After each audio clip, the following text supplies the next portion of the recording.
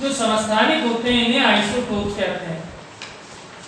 समस्थानिक, ये समस्थानिक आपके लिए अच्छे हैं, लेकिन मेंडलीव के लिए बहुत ही खतरनाक निकले।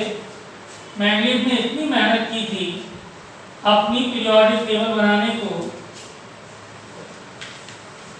क्योंकि आइसोटोप वो होते हैं बेटा एक ही तत्व के होते हैं ये, जिनके परमाणु क्रमांक एक जैसे होते हैं लेकिन परमाणु भार अलग अलग होते हैं।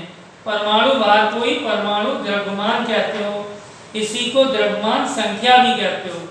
तो ये हमें ध्यान रखना है। जैसे बेटा हाइड्रोजन है, तो हाइड्रोजन के 3 समस्थानिक होते हैं। इनमें एक होगा 1H1, 1H2, 1H3। बेटा हाइड्रोजन के 3 समस्थानिक हैं। पहले वाले का नाम क्या होता है? नैना। दूसरे वाले का? दूसरे का? तीसरे का? वेरी गुड, टाइटेनियम, ट्रिटियम, जो बोल दो इंग्लिश में वही रहेंगे आपके। बस हमें ध्यान ये रखना होगा, अब हमसे कोई पूछे इनमें कि ये तो हमारे समस्थानिक हैं, इसका मीन इन सबके परमाणु क्रमांक एक जैसे हैं, तो आवर्त सारणी में एक ही जगह पे रखे जाते हैं। जो हमारा नेचर है, प्रकृति है, उसमें सबसे ज्यादा प्रोटियम मिलता है। तो यही कारण होता है कि हम लोग जब पढ़ते हैं तो हाइड्रोजन का पहला वाला पढ़ते हैं, तो पहला प्रोटियम होता है ये। आपने नहीं पढ़ी हो। जो बेटा 1H2 होता है हमारा ड्यूटेरियम, इसी को भारी और हैवी हाइड्रोजन भी कहते हैं। हैवी हाइड्रोजन, हाइड्रोजन ये भारी हाइड्रोजन होता है। इसका जब सिंबल लेते हैं तो कैपिटल डी लेते हैं, आपको समझाने के लिए लिखते हैं 1H2, रियल में ये क्या है? डी है। ऐसे जो ट्राइटियम होता है बेटा, आपने ट्रिटियम बोला, ये हाइड्रोजन का एक अकेला समस्थानिक होता है जो रेडियोधर्मी होता है, रेडियो एक्टिव होता है। जानते हो रेडियो एक्टिव होता है? चलो कोई नहीं, इसको बेटा कैपिटल टी से इंडिकेट करते हैं। आप 1H3 लिखो या कैपिटल टी लिख दो, ऐसे ये हमारा क्वेश्चन आता है बेटा। पूरा का पूरा परमाणु 3 फंडामेंटल पार्टिकल से मिलकर बनता होता है। मूलभूत पार्टिकल होते हैं, वो होते हैं इलेक्ट्रॉन, प्रोटॉन एंड न्यूट्रॉन। तो हमें ये बताना होता है पूरी आवर्त सारणी में ऐसा कौन सा तत्व है जिसके पास न्यूट्रॉन नहीं है, तो वो अकेला होता है प्रोटियम। कैसे निकालते हैं? जो नीचे नंबर लिखा होता है, यही बेटा इलेक्ट्रॉन होते हैं और यही प्रोटॉन होते हैं। अगर कोई आपसे पूछे कि प्रोटियम में इलेक्ट्रॉन कितने हैं, तो कहोगे सर एटॉमिक नंबर 1 होता है, परमाणु क्रमांक 1 है, तो इसके अंदर इलेक्ट्रॉन भी 1 होगा और प्रोटॉन भी 1 ही होगा। तो न्यूट्रॉन कितने होंगे? जब आप न्यूट्रॉन आपसे पूछेंगे तो इसमें न्यूट्रॉन निकालने के लिए तुम्हारे पास फॉर्मूला होता है, ऊपर लिखा होता है एटॉमिक मास, जिसे परमाणु द्रव्यमान या द्रव्यमान संख्या बोलते हो। ऊपर वाले में से नीचे वाले को माइनस कर दोगे तो न्यूट्रॉन निकल आएंगे, यानी कि एटॉमिक मास में से एटॉमिक नंबर को घटाओ। अगर बेटा हम 1 में से 1 घटाने क्या बचेगा? 0। तो इसमें एक ही न्यूट्रॉन, वो 0 न्यूट्रॉन, एक भी न्यूट्रॉन नहीं होता। बाकी जितने भी नॉन एलिमेंट हैं, तत्व हैं, उन सब में न्यूट्रॉन होते हैं। वो हमें पता चलते हैं जब उनके परमाणु क्रमांक और परमाणु भार दोनों पता हों, यानी कि परमाणु संख्या और द्रव्यमान संख्या। यहाँ निकालो बेटा, 2 में से 1 घटाओगे 1 बचेगा। तो ड्यूटेरियम में 1 न्यूट्रॉन होता है, 1 इलेक्ट्रॉन होता है, 1 प्रोटॉन होता है। जब फिर ट्राइटियम में देखोगे नीचे एक लिखा है तो एक इलेक्ट्रॉन एक प्रोटॉन, ऊपर वाले में से इसे माइनस करोगे 3 में से 1 कितना आएगा 2, तो इसके अंदर 2 न्यूट्रॉन होते हैं। तो अब हमें पता चल गया प्रोटियम में एक भी न्यूट्रॉन नहीं होता, ड्यूटेरियम में एक न्यूट्रॉन होता है और ट्राइडियम में 2 न्यूट्रॉन होते हैं। अब बात आई बेटा हमारे जो एटम होते हैं इनकी संरचना के बारे में और इनकी संयोजकता। तो संयोजकता जो आप बनाते हो उसके पीछे भी कारण होता है। देखो बेटा अगर किसी के पास घर नहीं है तो वो घर बनाने के लिए अपने आप को स्टेबल करने के लिए कि मैं उसमें रह पाऊँ कोशिश करता है, मजदूरी करता है, नौकरी करता है, घर बनवाया फिर भी पैसा कम पड़ गया तो पड़ोसी से उधार ले सकता है या अपने रिश्तेदारों से उधार ले सकता है। कई बार क्या होता है कि पड़ोसी का घर बना हुआ है, आपके पास इतना पैसा नहीं है कि आप चारों तरफ की दीवारें बनवा पाओ, तो उसकी एक दीवार अपने काम में ले सकते हो, पीछे की दीवार है आगे की तरफ टीम डाल ली। तो यही हमारी संयोजकता में जो आएगा जुड़ना आएगा, उस जुड़ने को सीखना है आपने। इसके लिए एक पॉइंट होता है बेटा कि कोई भी तत्व कब किसके साथ जुड़ेगा, क्योंकि उसके पास अगर बाहरी सेल में बाहर वाले कोष में 8 इलेक्ट्रॉन नहीं है तब जुड़ेगा, वो 8 इलेक्ट्रॉन करना चाहता है। बट कुछ ऐसे भी हैं हमारे पास जो 8 इलेक्ट्रॉन से कम रहते हैं आउटरमोस्ट में तब भी स्टेबल यानी कि स्थायी होते हैं, जैसे हाइड्रोजन है। तो जो हमारे मैजिक नंबर होते हैं उन पर फोकस करोगे, आप सिर्फ 2 ही याद रखो, जिनमें 2 कर लें या फिर 8 कर लें बाहर तो अपने आप को स्थायी समझेंगे। जैसे हमारे पास हाइड्रोजन होता है बेटा, तो हाइड्रोजन का एटॉमिक नंबर 1 होता है, तो हाइड्रोजन के आउटर मोस्ट में एक ही इलेक्ट्रॉन है भाई। अगर मैं इसकी संरचना बनाता तो सेंटर में तो न्यूक्लियस होता है जिस पर प्लस चार्ज होता है क्योंकि इसमें एक प्रोटॉन होता है, और इसके बाहर जो एक सेल है उसमें एक इलेक्ट्रॉन होगा। ये हाइड्रोजन है तुम्हारा 1s1 वाला, यही चाहे 1s2 आ जाए 1s3 आ जाए सबके लिए यही रहेगा, क्योंकि प्रोटॉन और न्यूट्रॉन यहाँ पर नाभिक में रहते हैं। सेंटर में जो मैंने प्लस चार्ज लगाया है ये नाभिक और न्यूक्लियस है।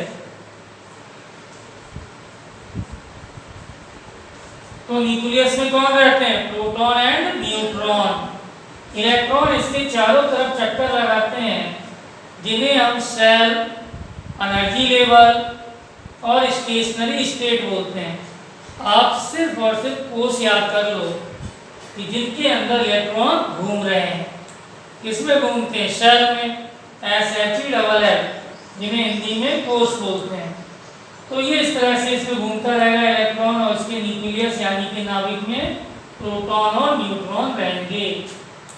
अब हमें ध्यान रखना होगा, ये चाहता है बेटा अपने आप को स्थायी कर लें, तो मैंने 2 नंबर बताए कि अगर उसके पास 2 इलेक्ट्रॉन मिल जाए तो वो डुप्लेट बना लेगा तब भी स्टेबल हो जाएगा, या फिर 8 इलेक्ट्रॉन हो जाए तो स्टेबल हो जाएगा। तो हाइड्रोजन किसके साथ स्टेबल हो तो वो कंपाउंड आप देखोगे इस तरह से, जैसे हम कहते हैं बेटा H2 मिलता है, H2 मिलता है यानी कि एक हाइड्रोजन का 1 इलेक्ट्रॉन और दूसरे हाइड्रोजन का 1 इलेक्ट्रॉन। ये हाइड्रोजन इसके साथ साझा कर ले अपना इलेक्ट्रॉन, ये हाइड्रोजन इसके साथ कर ले।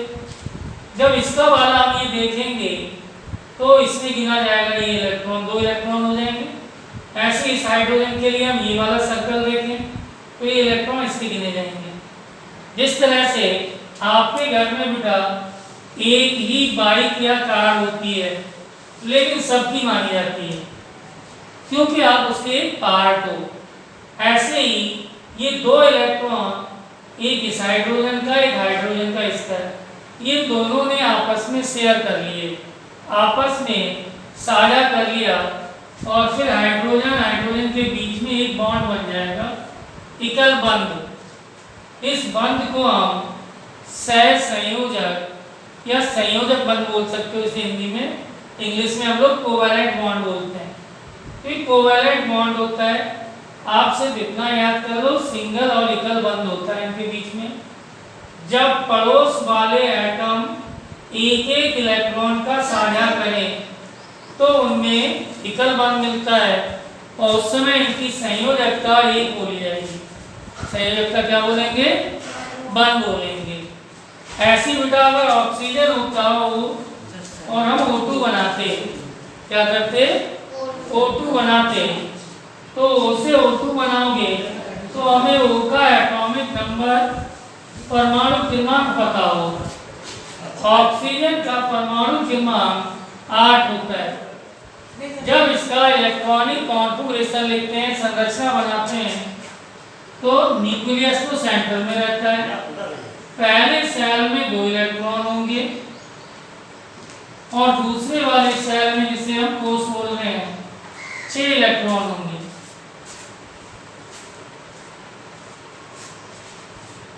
तो जो 8 है ऐसे ही 8 इकट्ठे नहीं होंगे।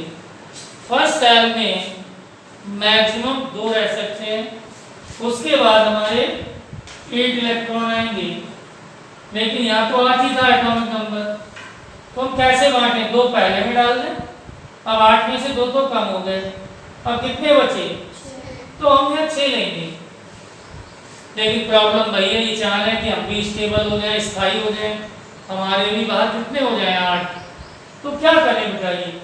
2 इलेक्ट्रॉन से साझा कर लें, 6 तो हैं इनके, अब 2 पड़ोसी से साझा कर लें तो इनको 8 हो जाएंगे। तो पड़ोसी से साझा करें या पड़ोसी इन्हें 2 इलेक्ट्रॉन दे दे, तो दोनों तरह से पॉसिबल है। देखो कैसे पॉसिबल है? पॉसिबल समझते हो? संभव। अब मैंने ये ऑक्सीजन 1 लिया, इसके बाहर के 6 इलेक्ट्रॉन बना दिए, ये एक ऑक्सीजन और ले लिया, उसके भी बाहर वाले 6 इलेक्ट्रॉन बना दिए। अब क्या करोगे? ये साझा करेंगे इस ऑक्सीजन में, इसके ये 2 इलेक्ट्रॉन साझा कर लिए, तो 6 इसके थे, 2 ये मिल गए, 8 हो गया। ऐसे ये ऑक्सीजन है, 2 यहाँ कर लेगा। अब बस आपको ये देखना है साझा कितने कितने इलेक्ट्रॉन का हुआ है, 2 इसके और 2 इसके, तो 1 इलेक्ट्रॉन ये, 1 इलेक्ट्रॉन ये मिलकर एक बॉन्ड बना लेगा और ऐसे ही ये बना लेगा।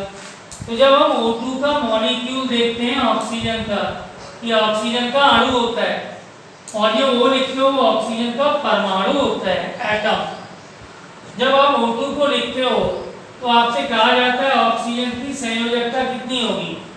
इस ऑक्सीजन ने कितने इलेक्ट्रॉन को अपने साथ साझा किया है? पड़ोसी के 2 ही तो किए हैं, तो ऑक्सीजन की संयोजकता 2 हो जाएगी। ये 2 इलेक्ट्रॉन को अपने साथ शेयर कर सकता है, अपने साथ साझा कर सकता है। 6 तो हैं उनके, उन्हें 2 की जरूरत थी।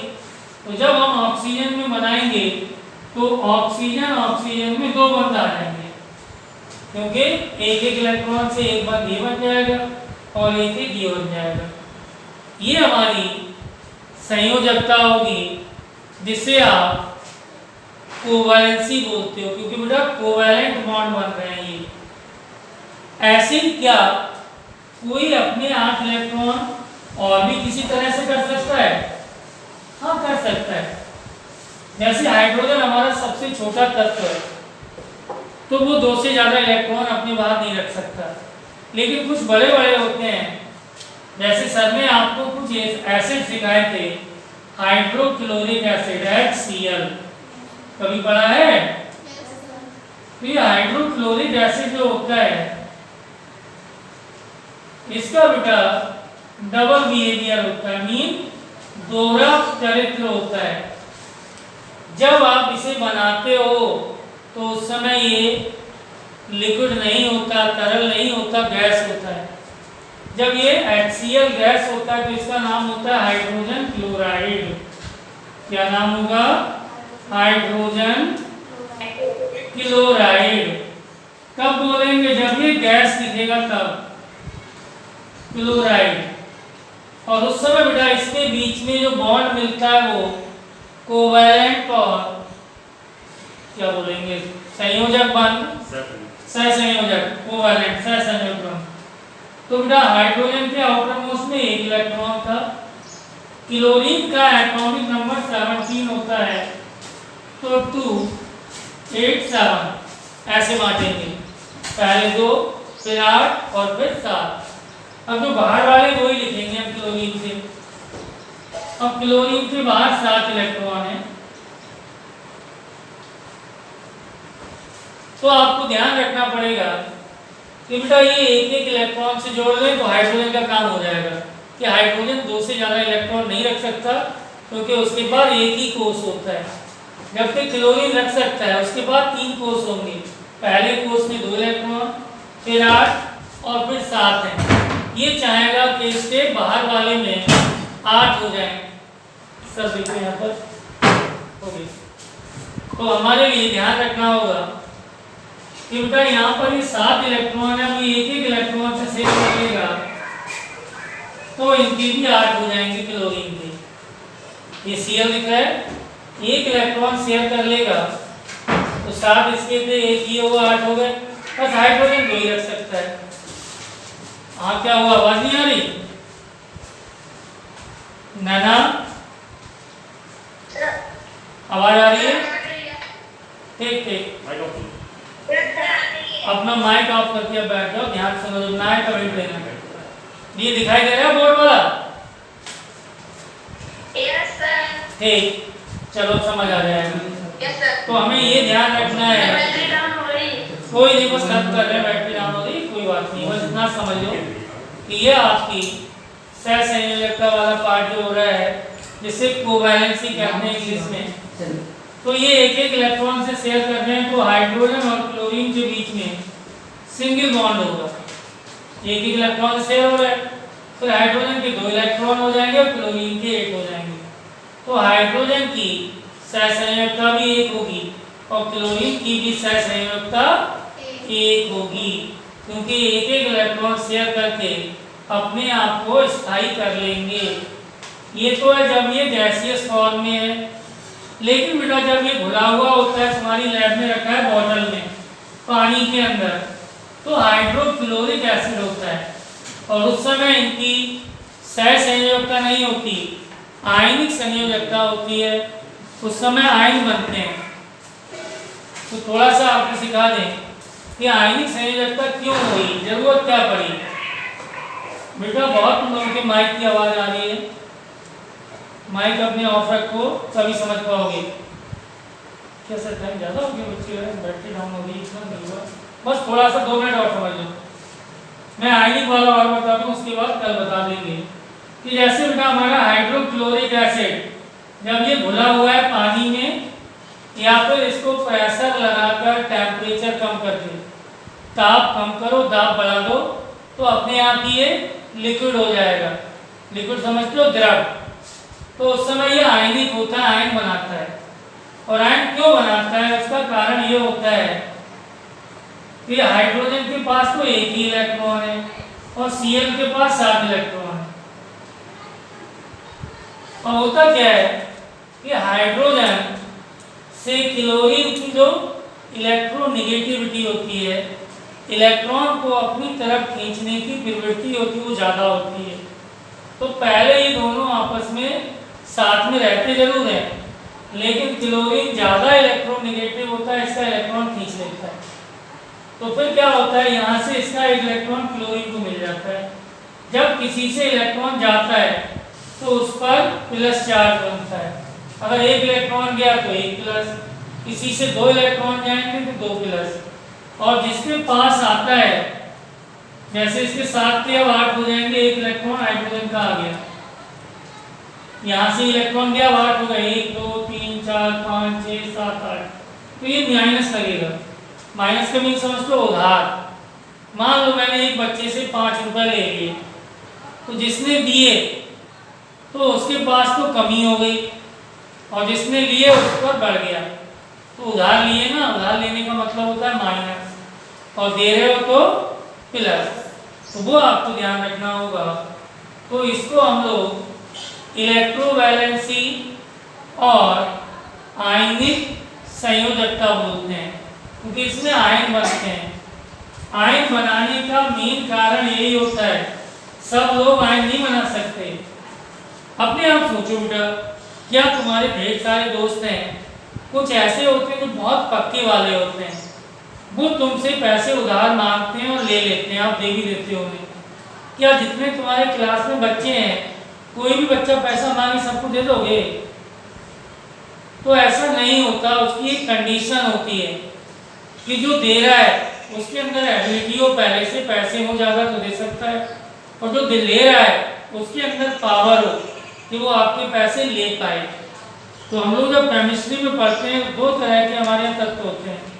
एक तो वो होते हैं जिनकी इलेक्ट्रॉन डोनेट करने की, इलेक्ट्रॉन देने की प्रवृत्ति है, उन्हें हम इलेक्ट्रोपॉजिटिव एलिमेंट कहते हैं। और दूसरे होते हैं जिनकी इलेक्ट्रॉन गेन करने की, इलेक्ट्रॉन लेने की प्रवृत्ति होती है, उन्हें इलेक्ट्रोनेगेटिव तत्व बोलते हैं।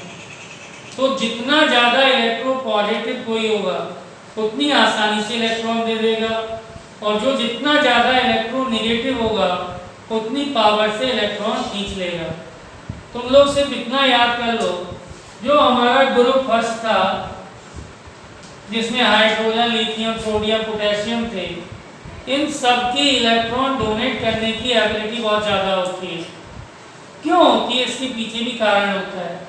जैसे मैंने सोडियम ले लिया, सोडियम का एटॉमिक नंबर 11 है, तो ये होगा बेटा 281।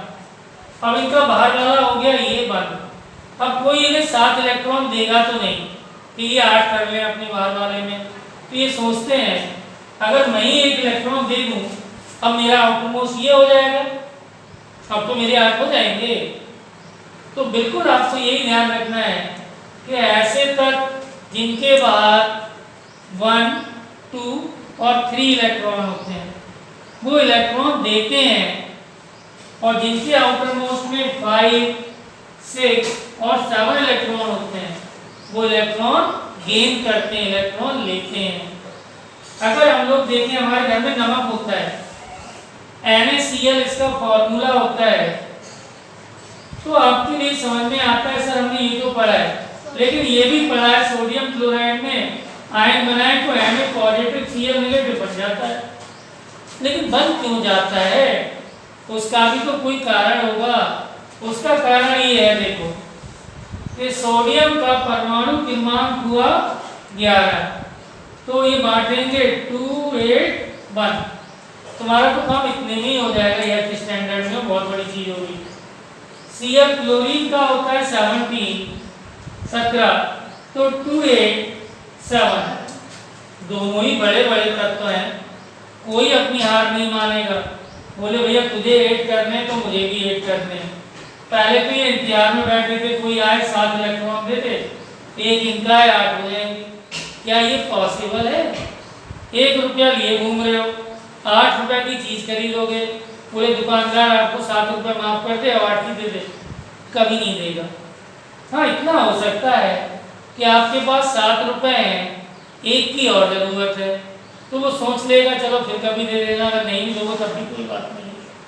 तो हमें ये ध्यान रखना है, जिनके बाहर जितने ज़्यादा इलेक्ट्रॉन होते हैं वो उतनी आसानी से पड़ोसी के इलेक्ट्रॉन को खींच सकते हैं।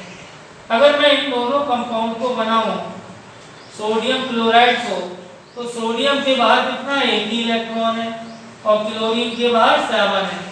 तो सोडियम का 1 इलेक्ट्रॉन निकलेगा तो सोडियम पर तो प्लस चार्ज आ जाएगा, और वो इलेक्ट्रॉन ये क्लोरीन ले ले तो साथ में 1 जोड़ दो, इसके 8 हो जाएंगे, तो क्लोरीन पर नेगेटिव आ जाएगा। तो ऐसे ध्यान रखो, आयन का फॉर्मेशन होता है जब कोई इलेक्ट्रॉन डोनेट कर रहा है, दे रहा है तो उस पर प्लस चार्ज, और जब कोई इलेक्ट्रॉन ले रहा है तो उस पर माइनस चार्ज आ जाएगा।